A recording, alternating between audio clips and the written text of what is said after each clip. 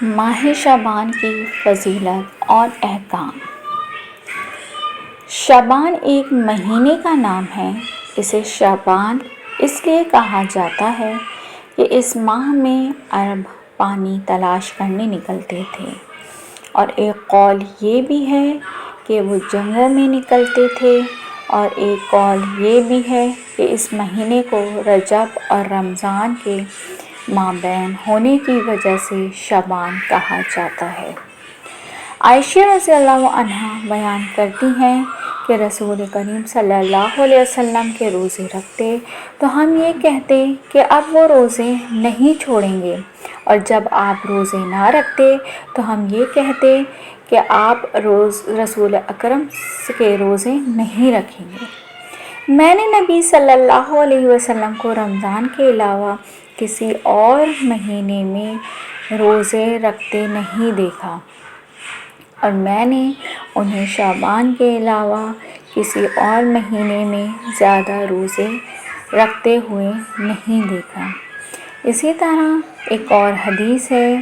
کہ ہمارے پیارے نبی صلی اللہ علیہ وسلم شعبان میں بھی پورا مہینہ روزہ رکھتے تھے، کیونکہ شعبان ایک ایسا مہینہ ہے جس میں اللہ تعالیٰ ہمارے اعمالوں کو ہمارے قیامت والے دن اس شعبان کے روزوں کی وجہ سے ہمارے اعمال اچھے ہوں گے اور ہم روزے کی حالت میں اٹھائے جائیں گے، اور ہمیں بھی رسول اکرم صلی اللہ علیہ وسلم کی طرح شعبان میں پورا ماہ کے روزے رکھنے چاہیے۔ اور ایک اور روایت میں ہے کہ جب سے نبی صلی اللہ علیہ وسلم مدینہ تشریف لائے اس وقت سے میں نے انہیں رمضان کے علاوہ کسی اور مہینے کے مکمل روزے رکھتے ہوئے نہیں دیکھا۔ اسی طرح ایک اور حدیث میں ہے کہ ہمارے پیارے نبی صلی اللہ علیہ وسلم سے حافظ ابن حجر رحمۃ اللہ کہتے ہیں، نبی صلی اللہ علیہ وسلم کے نفلی روزے باقی سب مہینوں سے زیادہ ہوتے تھے، بلکہ نبی کے شعبان کے مہینے میں اکثر ایام روزے رکھا کرتے تھے۔ اسامہ بن زید رضی اللہ عنہ بیان کرتے ہیں کہ میں نے رسول اکرم صلی اللہ علیہ وسلم سے کہا، اے اللہ کے رسول، میں دیکھتا ہوں کہ آپ باقی مہینوں میں اتنے روزے نہیں رکھتے جتنے شعبان میں رکھتے ہیں۔ تو رسول اکرم صلی اللہ علیہ وسلم نے فرمانے لگے،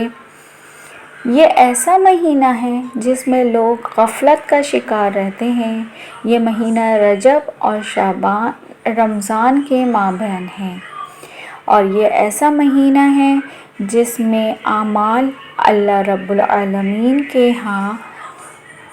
اٹھائے جاتے ہیں، اور میں یہ پسند کرتا ہوں کہ میرے اعمال روزے کی حالت میں اٹھائے جائیں۔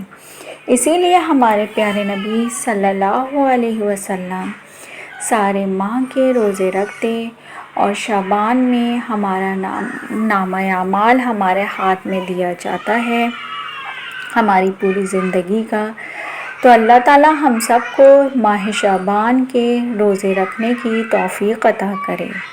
جیسے کہ ہمارے پیارے نبی صلی اللہ علیہ وسلم روزے رکھتے تھے، اور وہ بہت پسند کرتے تھے کہ اس میں روزے